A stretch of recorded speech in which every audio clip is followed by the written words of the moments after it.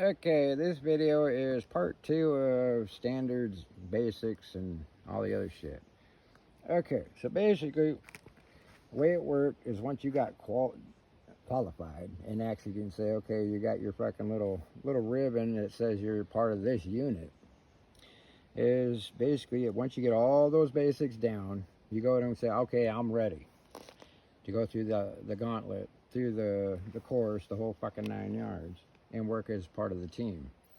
Basically, you'd have a handful of guys, however many it was at the time, and you guys would go, okay, this is what's our mission. Okay, every mission that you go out to do, you're going to be implementing all those basics, as many as you can, for whatever duration. And normally, we go out for a weekend at a time. Be a weekend warrior, be all you can be. Basically, that's how it all got started with the standards, is be all you can be. We went, oh, that's true, because we are an individual, and our logistics is us, and everything that revolves is us. So, yeah, we took it to the extreme. So basically what you would do is somebody would go, okay, here's the mission. You're going to go out to, you're going to start here using your map and compass. Okay, we got to get to point B. Well, shit, there's a cache for extra grub. Why aren't we taking food with? Because we're going to go pick up at a logistics spot. And then you go from B, then you can go to C to pick up something else, or you make up things as you're going. But when you're doing this kind of stuff, you're doing it so you can implement all of those fucking basic skills that you learn out in the field. Dig what I'm saying? So, and the more and more interesting you can make it, or difficult, the better off you'll be. Because you're basically testing yourself. Versus, oh, I can talk shit. Well, now I'm going out and doing this. Okay, and after you would do that, while you're doing that as a team, you're learning to build trust with one another. Because you're carrying live weapons. Anything can happen. So far, I don't think there's ever been an accident in true militia training, because that's the one thing we take to the standards is no. There's no excuse for an accident. It's called fucking negligence. Negligence, no. Basically, if you have a negligent discharge, you lose your weapon for a year. End of story.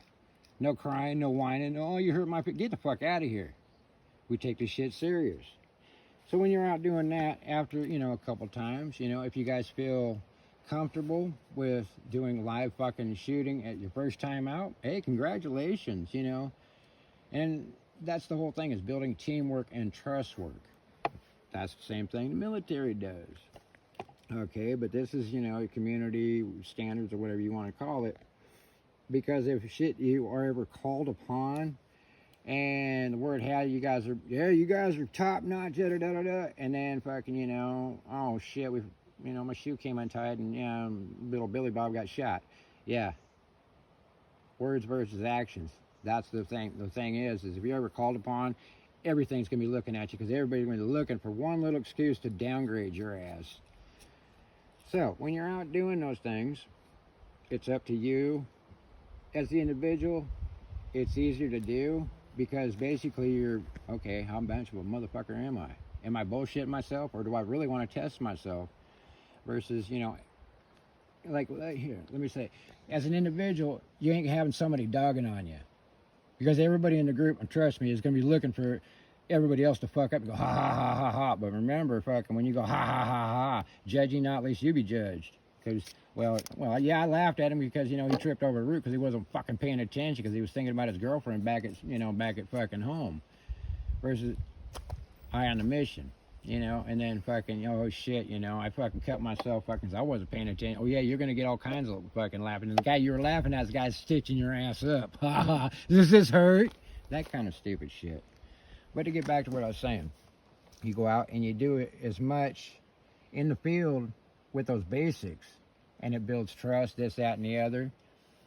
And then once you get that comfort zone, you start live firing.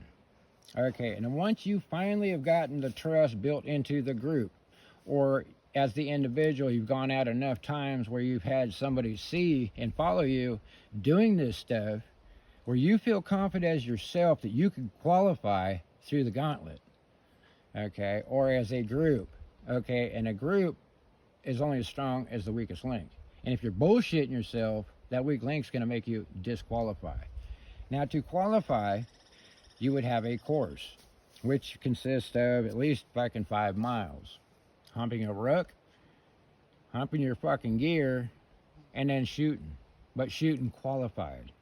So basically, you'd find the most nastiest piece of fucking real estate you can find, even if it's only 1 square mile, you can zigzag through all the McNasties, the hills, the swamps, the creeks, the sticker bushes, the fucking, up here we have Devil's Club, all the McNasties. And at the same time, you're avoiding the spiders, the hornets, the black-faced hornets. Bald-faced hornets. And at the same time you're doing all this shit, you're also looking for the water holes. You're looking for game trails. All this other stuff, that's part of the basics of working with Mother Nature. Because the worst case scenario we implemented into our guys was, just imagine you're up training, you know, requalifying, and this shit did happen. Oh, fuck. That's why we say when you go up, yeah, you always bring a little extra, but you're not humping it. It stays in the truck. It stays in the car. It stays at camp. Because, oh, fuck me. I just left all my supplies, and there's no way I can get it back here. But don't take too much. Just enough to get you through fucking, you know, whatever. And that's where the skills come in, because you learn to improvise, adapt, and over fucking come. But, okay, so now that you're all good to go, gung-ho, you know, you think your shit's got squared away, blah, blah, blah, it's a qualification time, okay? There's phases to it. And the way we did it was never easy. Like I said, you're going through all the McNasties. Or if you can go into a national forest, it's like, hey, we're going up hunting. That's all we're doing. Just going up hunting, dressed up. You want to avoid the civilians because you don't want all, what the hell are you doing? But then again, you might, hey, man, that looks like fun.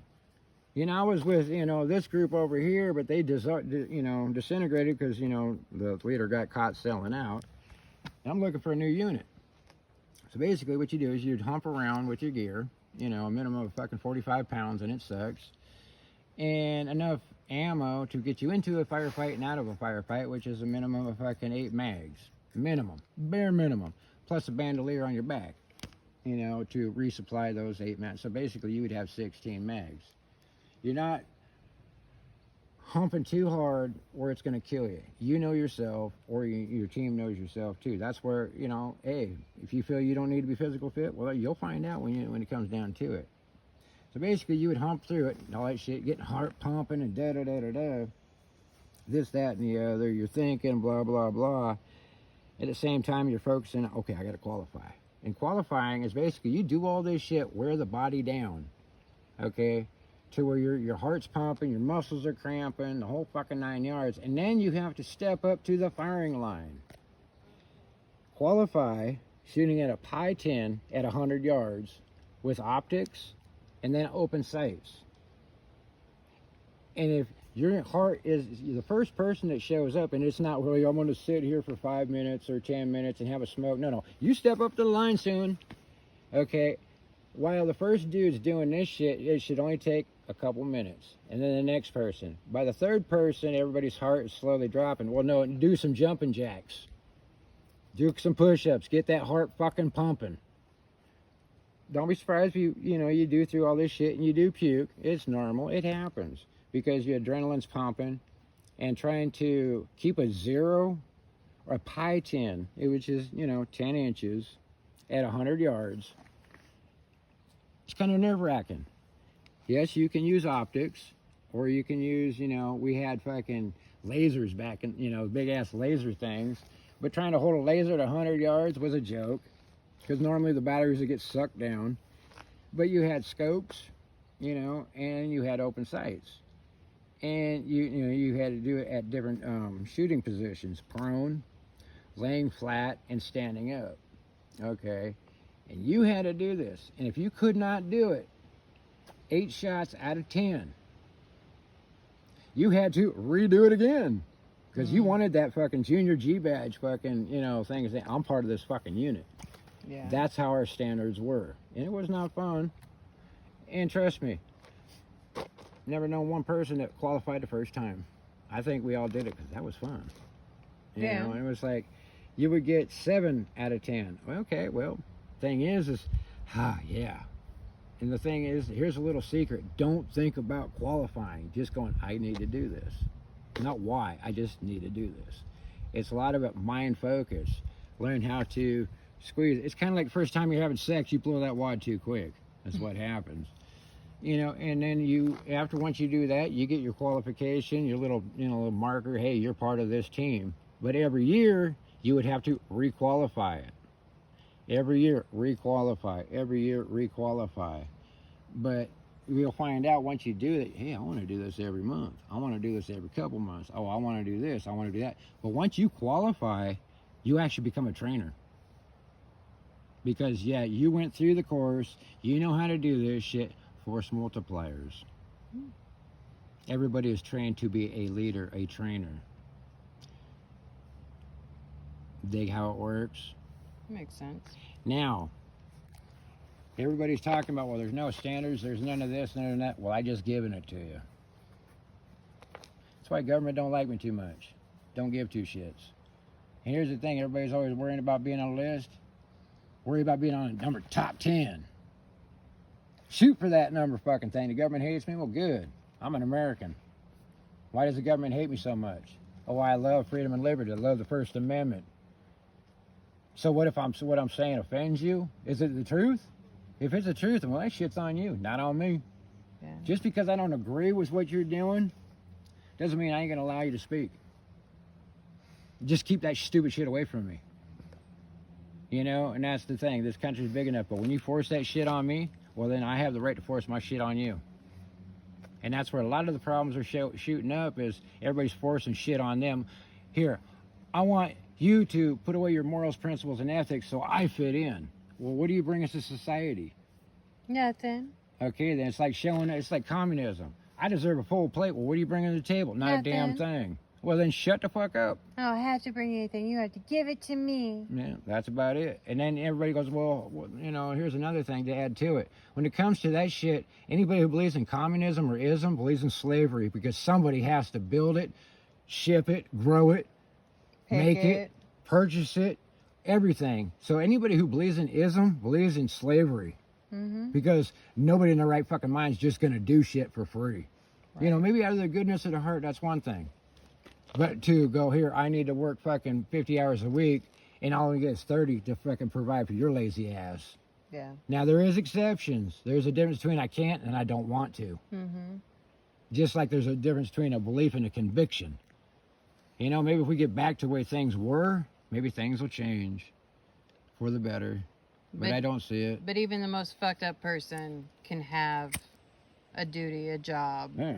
That's why the grannies were in charge of breaking the beans and watching the babies. The thing that. is, everybody's scared of being the asshole. And the asshole is going, hey, motherfucker, quit being stupid. Get you off your damn ass. Kind of like in the Bible, it says that before you go to war, is there any amongst you is a coward? If you are, walk away, because cowardice spreads, just like laziness. Yeah. So until next time, boys and girls, get out and play, do your thing. Like and subscribe. Like and subscribe or whatever. But hey, comment, and if you're here's the thing, if you're by yourself and you need somebody to fucking go, hey, did I qualify? Start a video page of your own and go, hey, watch this. You're the guy that's going to tell me if I qualify. I'll be more than happy to do that. But look at it this way. Maybe 100 people start doing it, 1,000 start people doing it. Then all of a sudden, those people that like to watch us will go, whoa, wait a second, there's 1,000 motherfuckers out there going, holy shit. And then they got a bunch of people. We need to straighten up. These are Americans again. Oh my God, could it happen? Be that beacon. No. Until next time, get out and play. Like and subscribe. Doink.